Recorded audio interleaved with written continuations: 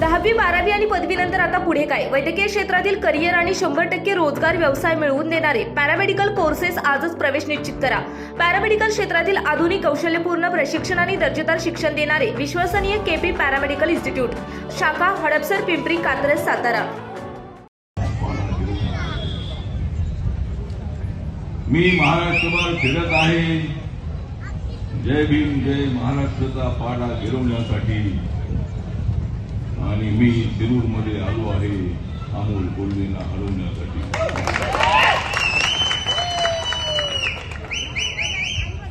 मी इथं आलो नाही फक्त मिरवण्यासाठी. मी इथं आलो नाही फक्त मिरवण्यासाठी. मी तर इथं आलो आहे आढळराव पाटील यांच्या घडीचं चक्र फिरवण्यासाठी. आज इथे माननीय आढळराव पाटील अनेक वेळेला खासदार राहिले. शिरूरच्या डेव्हलपमेंटमध्ये त्यांचा अत्यंत महत्वाचा वाटा विजय मिळाल्याशिवाय राहणार नाही.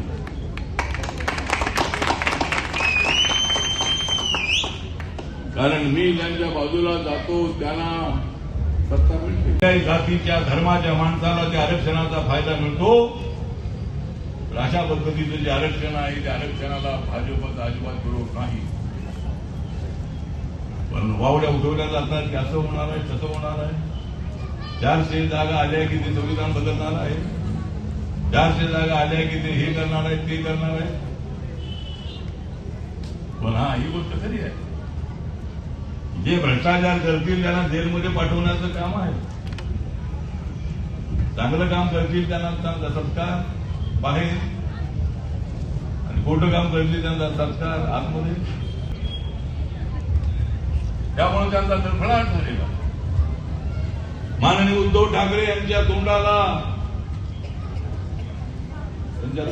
काय शब्द निघतील सांगता येत नाही. एकदम गळगळीत अशा पद्धतीने त्यांचं भाषण असत आहे. आम्ही काय कुठे बाहेरचे लोक आहोत का? मुली काय बाहेरची आहेत का? ज्यावेळेला त्यांच्यासोबत होता त्यावेळेला तुम्ही एवढी स्तुती करत होता. पण आम्ही काय एकनाथ शिंदेला बोललं नाही. ते स्वतः आले आमच्याकडे. स्वतः ते आमच्याकडे आले. 40 आमदार शिवसेनेचे, 10 आमदार अपक्षाचे, 50 आमदार त्यांच्या सरकारमध्ये ते घेऊन आमच्याकडे आले. ते येतील त्यांना घेण्याचं काम आमचं आहे. अजितदादा आमच्याकडे आले, आम्ही त्यांना घेतलेलं आहे. अशोक चव्हाण आमच्यामध्ये आले, आम्ही त्यांना घेतलेलं आहे. अजून कोणाला यायचं आहे का तर सांगा. म्हणजे आम्ही घेण्यासाठी बसलेलो आहोत. आमची ताकद वाढवण्यासाठी आम्ही ते बसलेलो आहोत. म्हणजे आम्ही घेण्यासाठी बसलेलो आहोत. आमची ताकद वाढवण्यासाठी आम्ही ते बसलेलो आहोत. आम्हाला सत्तेवर यायचं आहे. आम्हाला लोकांचं काम करायचं आहे. आम्हाला भारताला विकसित दिशेने पुढे घेऊन जायचं आहे. 6 नंबरवर असणारा भारत 5 नंबरवर आलेला इकॉनॉमीमध्ये. रस्ते आपण बघितलेले आहेत. पूर्वी आम्ही सोलापूरला जायचो, तिकडे हैदराबादकडे जायचो, सिंगल नॅशनल हायवे असायचा. आता रोड एकदम चकाचक होत आहे. अनेक शहरामध्ये ब्रिजेस बनत आहे. अनेक शहरामध्ये मेट्रो येते. वंदे भारत सारखी एक नवीन ट्रेन सुरू झालेली आहे. आणि मोठ्या प्रमाणामध्ये एअरपोर्ट बनत आहे. लोकांना रोजगार मिळतो आहे. झोपडपट्टीतल्या माणसाला न्याय देण्यासाठी आम्ही बसलेलो आहोत. 80 कोटी लोकांना धान्य फ्रीमध्ये देण्याचा 5 वर्षांसाठी निर्णय घोषित करण्यात आलेला आहे. अनेक निर्णय आमच्या सरकारने घेतलेले आहेत. त्यामुळे या ठिकाणी वेळभरात झालेला आहे. पण शिवाजीराव आढळराव पाटील माझे अत्यंत जवळचे मित्र आहेत.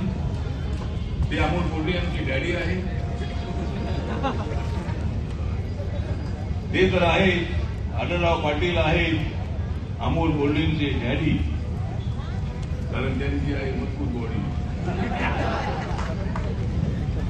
तर ते दोघे आहेत. अमोल कोल्हे नाटकात काम करणारे आहेत, ऍक्टर आहेत, कलाकार आहेत. चांगली गोष्ट आहे. वास्तविक त्या क्षेत्रामध्ये यायला नको होतं. मी चित्रपटामध्ये जाणार होतो पण मी काही तिकडे गेलो नाही. तिकडे गेलो असतो मी तिकडेच राहिलो असतो. ठीक आहे. ते आता इकडे आले. पवार साहेबांना मागच्या त्यांना तिकीट दिलं, निवडून आले. या वेळेला मात्र आपल्याला आढळराव पाटील यांना निवडून द्यायचं आहे. एक चांगला उद्योगपती आहे. मराठी माणूस आहे, अनेक लोकांना, हजारो लोकांना रोजगार देणारा माणूस आहे. आपल्या भागातल्या अनेक गावागावातल्या अडचणींचा त्यांना अभ्यास आहे. आणि या वेळेला त्यांची घडी जी आहे ही घडी आपल्याला संसदेमध्ये, लोकसभेमध्ये पाठवायची आहे. आणि त्यासाठी आज मी या ठिकाणी हडपसरमध्ये आलेलो आहे. जे जे काही आपले प्रश्न आहेत या सगळ्या प्रश्नांच्या सोडवणुकीसाठी मी आपल्यासोबत आहे.